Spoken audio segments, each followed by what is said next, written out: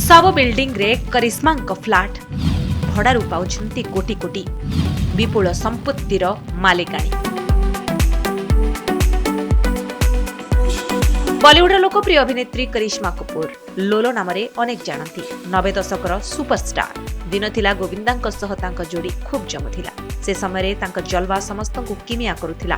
Film producer तांको film पर film offer करुथिले, हेले एबे से फिल्म दुनियारू अनेक दूर रे। तथापि तांकर लाइफस्टाइल पई से एबे भी ट्रेंड रे अछंती। तांको लोकप्रियता आज भी कमिनी। निकटरे एक पॉडकास्ट रे बॉलीवुड रो खिलाड़ी अक्षय कुमार करिश्मा का संपत्ति को नै एभଳି किछि कथा कहिसंती जहा सुनी समस्त आश्चर्य।